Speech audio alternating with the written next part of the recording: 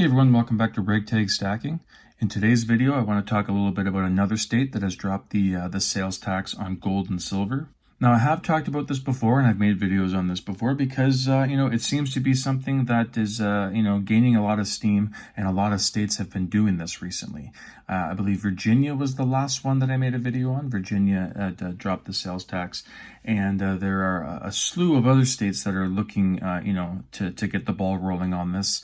I know that Wisconsin, Mississippi, Alabama, Hawaii, Maine, they were all looking to get this done. So that number hopefully will be, increasing, up to close to 50. I think New York, my guess would be New York and California. California are going to be the last states to do it, and that's going to be like pulling teeth to try and get them to do it. But anyways, what I'm going to do now is I'm going to jump onto the computer and just go over this article going over the 42nd state to drop the sales tax on gold and silver. Okay, so this is the article here. It says Tennessee governor signs full repeal of sales taxes on gold and silver. Then getting into it, it says with Governor Bill Lee's signature, Bill Spaceman Lee, the former baseball player, Tennessee has officially become the 42nd state in the U.S. to remove sales taxes from constitutional sound money. And then continuing down here a little bit more, it says, this victory puts a capstone on long-running efforts by the Sound Money Defense League, Money Metals Exchange, Campaign for Liberty, grassroots activists, and coin dealers in Tennessee. Tennessee investors, savers, and small businesses can now acquire gold, silver, platinum, and palladium bullion and coins without being slapped with taxes as high as 10%, depending on purchase's specific location. And, I'm really not surprised that Tennessee is doing this because, if you live in Tennessee, obviously you're paying these taxes. And for a lot of people that do live in a state like that, they can, jump across the border if it's convenient for them to go to a state if a bordering state doesn't have sales tax. But Tennessee is a unique kind of weird shape. It's very skinny and long, but it also borders like 7 different states.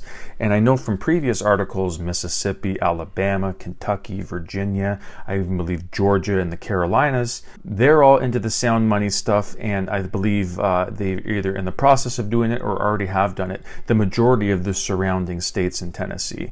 So yes, if you live in Tennessee and they kept the sales tax, and we know that Mississippi and Alabama are already in the process of doing this, then if you lived an hour away, it would make sense to just travel down there, making a little trip out of it to get your gold and silver without that sales tax.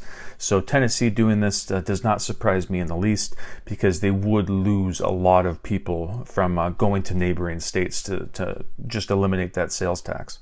It says, meanwhile, similar bills have recently been under consideration in Kentucky, Mississippi, Hawaii, Maine, Wisconsin, and New Jersey as the nation's inflation problem expands and as the national backlash against taxing constitutional money expands. And with Tennessee, it's now 42 U.S. states have fully or partially exempted gold and silver from the sales tax. That leaves 8 states and Washington, D.C. still penalizing citizens seeking to protect their savings against the serial devaluation of the Federal Reserve note.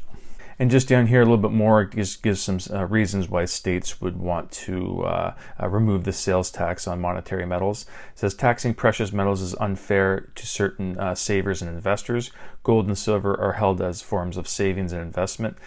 States do not tax the purchases of stocks, bonds, ETFs, currencies, and other financial instruments, so it makes no sense to tax monetary metals. And continuing, it says levying sales tax on precious metals is illogical because gold and silver are inherently held for resale. And the next one, taxing gold and silver harms in-state business. Competitive marketplace, so buyers in states with precious metals sales tax often take their business to neighboring states that have eliminated or reduced sales tax on precious metals. So yeah, like I just said, it does make sense that Tennessee would do this because a lot of the residents there, a lot of people that live in Tennessee do have a lot of options bordering them that will have that exempt sales exempt tax on gold and silver. And again, down here, taxing precious metals is harmful to citizens attempting to protect their assets. Purchasers of precious metals aren't fat cat investors. Most buy precious metals to do so in small increments as a way of saving money. So yeah, I believe like a state like New York is $1,000. You have to spend $1,000 and you won't get taxed on it. So there might not be a lot of people looking each time that they go into the coin shop. They'll have $1,000 to drop so that they can avoid the sales tax. Some people might just be going in to get like a 10th eagle each month, or they might be going in to get maybe 10 eagles or something like that. They're not. A lot of people do not have it where they, if there's a threshold to meet, they're not going to be able to meet it every single time they go to make a purchase. But yes, that is the article there. I did skim through a bit of it and kind of did the footnotes on some of the reasons why the states have been dropping the sales tax. So I will leave a link in the description just in case you would like to read through it yourself. There you go. There you have it. That is the article. And Tennessee is now the 42nd state to eliminate the sales tax. And I live up in Toronto, so up here, most of the stuff that I stack doesn't have any sales tax on it. The funny thing is, the American Eagle in front of you does, because it is not the 24 karat. Up in Canada, anything that's under the 24 karat pure gold is taxed. So I always wanted to get a gold eagle, and I just kind of ate the taxes when I got this one. But if I want to get more eagles, I would probably go across the border to get it. But if I go to New York, I have to make sure that it's over that $1,000 threshold. I believe it's $1,000, or you're going to get dinged with another tax. So it doesn't make sense to leave Canada to avoid one tax just to go down to New York to pay another. So I'd probably get the full 1 ounce if I was going down there to get it.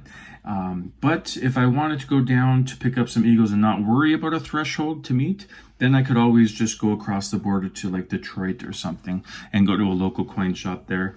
And with Detroit, there's a bit more going on with sports, because I'm a huge sports fan, and Detroit has all the major four sports. So yeah, you can make a day of it, go down to Detroit, go to a local coin shop, pick up some gold, and then go watch like a Pistons game or a Red Wings game or a Tigers game, or if it's a Sunday, a Lions game. Whatever it is, as I said, there's more of a chance of something going on there sports related. So yes, I would like to hear from you if you live in Tennessee, because this is obviously awesome news.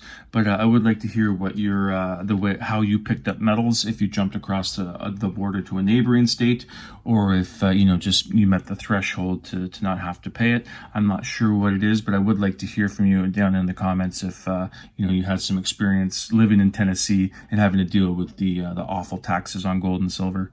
But yes, that's it for today's video. Thank you so much for watching, and I hope you come back for the next one. Thank you.